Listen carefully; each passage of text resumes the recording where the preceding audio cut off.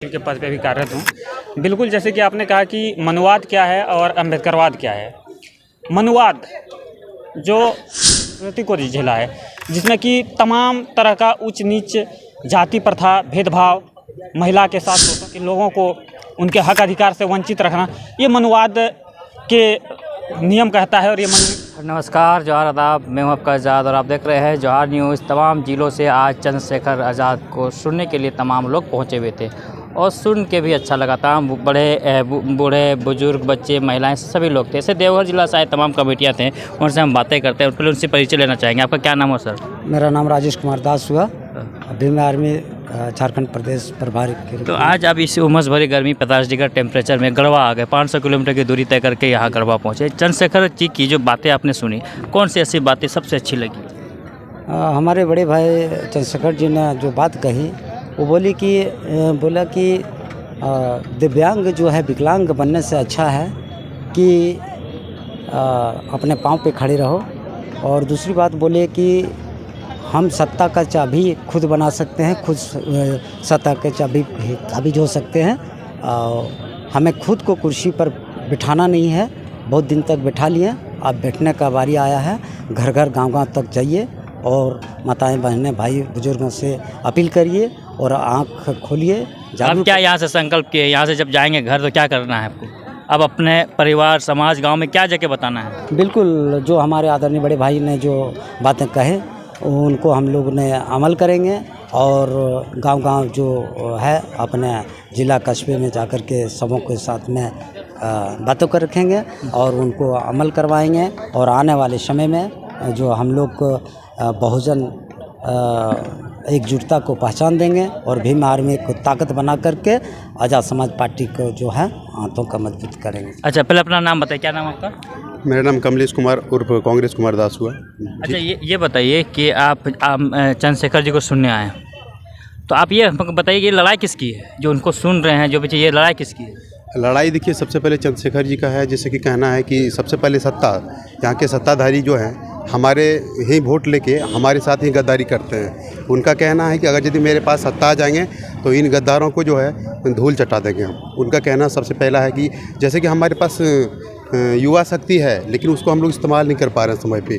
Vote हम देते हैं लेकिन ऐसे आदमी को दे रहे हैं जो हमारे वोट लेके काम नहीं करते हैं। इसलिए चंद्रशेखर का भाई का कहना है। अम्बेडकरवाद और मनुवाद क्या है, ये समझ रहे हैं? मनुवाद, बिल्कुल मनुवाद जो है, जैसे कि मनुस्मृति जो होता है उनके अनुसार, जैसे कि हमारे बाबा साहब के जब संविधान बनाए हैं, संविधान में जो हमारे छूट दिए गए, जो भी अधिकार दिए गए, उनके बावजूद भी हमारे जाति और छोटे कास्ट के लोगों के साथ जो शोषित करते हैं और ऊपर कास्ट के दर्जे वाले लोग, उन लोग के लिए जो है मनुवाद जो धारा बनाया गया। जैसे कि हम लोग पूजा करते जाते हैं, तो आज भी बहुत सारे मंदिरों में हमारे छोटी जाति वालों को जो है पूजा करने का अधिकार नहीं दिया जाता है।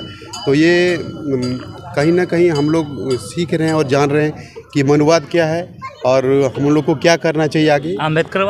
अम्बेडकरवाद जैसे कि बाबा साहब की जो विचारधारा हैं, कांशीराम साहब की जो विचारधारा हैं, उन पर हमें चलना है। वही हमारे जो है अम्बेडकरवाद पे चल पाइएगा आप लोग? क्या नाम है? मेरा नाम कृष्णा कुमार हुआ, देवघर जिला सचिव के पद पे भी कार्यरत हूँ।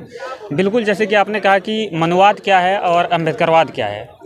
मनुवाद जो कई सालों तक हमारे बहुजन समाज के लोगों ने उस मनुवाद को झेला है, उस मनुस्मृति को झेला है, जिसमें कि तमाम तरह का ऊंच नीच, जाति प्रथा, भेदभाव, महिला के साथ शोषण, महिलाओं को अधिकार से वंचित रखना, हमारे दलित समाज, बहुजन समाज के लोगों को उनके हक अधिकार से वंचित रखना, ये मनुवाद के नियम कहता है और ये मनुस्मृति कहता है। लेकिन जब संविधान, बाबा साहब के जो संविधान हैं, उस संविधान के अनुसार हमारे देश के तमाम ऐसे नागरिक, चाहे वो कोई भी कास्ट से हो, कोई भी जाति से हो, कोई भी धर्म से हो, उनको समान अधिकार दिया गया है। उनके साथ कहीं भी किसी भी प्रकार का कोई उनके साथ उच्च नीच या किसी भी प्रकार का भेदभाव। ये बात नहीं समझ में कब आया आपको?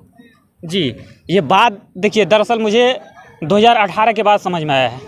2018 में जब हम इंटरमीडिएट पास किए, उसके बाद से हम बाबा साहब के कुछ विचार को मैंने सुनने का काम करना शुरू किया। जैसे कि सबसे पहली बात तो हम एक गांव से बिलोंग करते हैं, जहाँ पे सबसे पहले जब तक मैंने इंटर कंप्लीट किया तब तक हमारे पास कोई मोबाइल फ़ोन नहीं थे।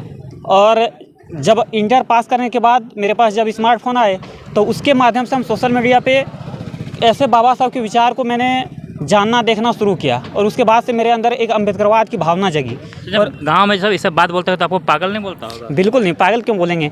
आज आपको लोग सब पागल बोलता होगा, ये पगला गया है। मैं बताना चाहूँगा कि 2020 में मैं अपने गांव में सबसे पहले एक छोटा सा बाबा साहब का स्टैचू लगाया था और उसके बाद महज 3 साल के अंदर हमारे गांव में एक समय में होता था, मैं खुल के बोलना चाहूँगा कि सरस्वती का पूजा जो आप लोग जानते हैं कि जिसको विद्या की देवी कहा जाता है मनुस्मृति के अनुसार, हमारे संविधान के अनुसार नहीं, मनुस्मृति के अनुसार, तो वो हमारे गांव में लगभग 10 से 11 जगह पे उठता था पूरे गांव में। लेकिन मैं 2022 का बात बता रहा हूँ, 2022 में वो संख्या मेरे गांव में शून्य हो गया। तो महज 2 साल में मेरे कुछ जो मैंने काम किया उसको हमारे गांव समाज के लोगों ने मुझे सपोर्ट किया, उसी का देन है कि इतना जल्दी की बातों को गांव-गांव तक पहुंचा रहे हैं। बिल्कुल सर। अभी क्या करते हैं? अभी मैं भीम आर्मी का एक कार्यकर्ता हूँ, सक्रिय कार्यकर्ता। इसके अलावा क्या काम? इसके अलावा मैं अभी स्टडी लाइफ में। चलिए, बहुत अच्छे एक युवक मिले जो अम्बेडकरवाद को बहुत अच्छा डिफाइन किए और संविधान क्या है उसे भी बताया। संविधान को सबको पढ़नी चाहिए, संविधान को सबको समझनी चाहिए और संविधान जो लोग समझेंगे तो अपने हक और अधिकार के लिए लड़ते रहेंगे।